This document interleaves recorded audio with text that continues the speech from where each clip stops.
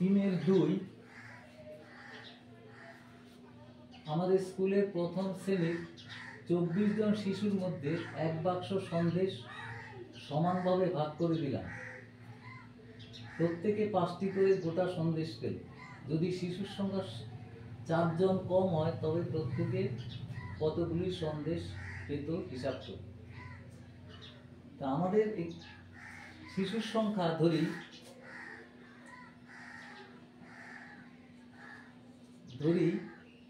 শিশুর সংখ্যা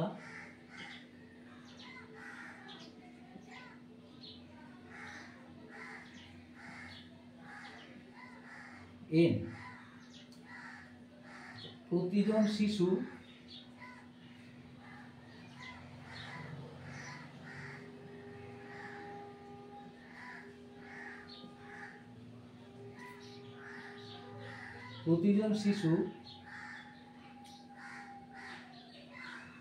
একটি করে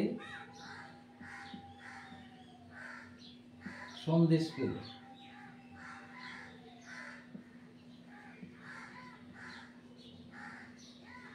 দেখো, শিশু সংখ্যা যত বাড়বে প্রত্যেকে কিন্তু সন্দেশ তত কম পাবে। আবার শিশুর সংখ্যা কমে গেলে প্রতিজন শিশু সন্দেশ বেশি পাবে। তাহলে এখানে আমাদের ব্যস্ত সম্পর্ক n এর সঙ্গে x এর ব্যস্ত সম্পর্ক। সুতরাং n = k/x। তো আচ্ছা, k একটি অশূন্য ধ্রুবক, এটা কথাটা লিখতে হবে, k অশূন্য ধ্রুবক।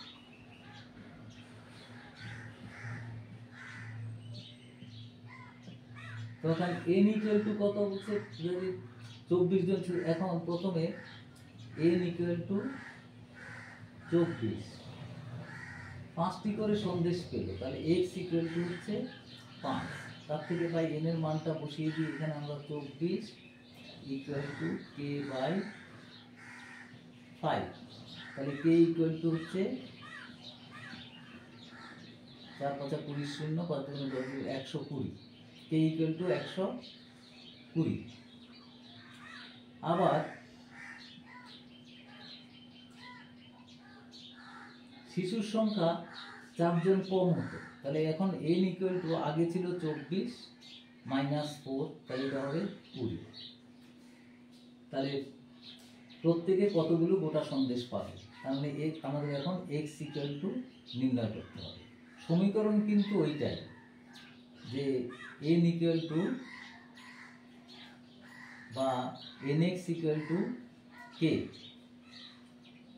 তাহলে n = k/x থেকে,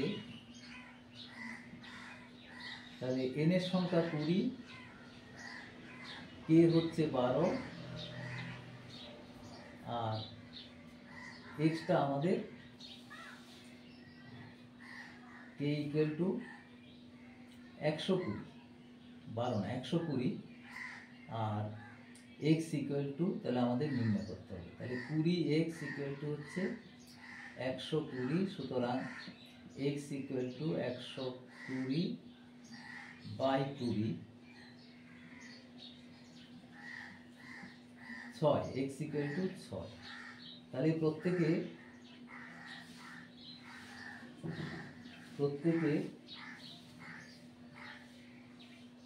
6টি করে সন্দেশ পাবে।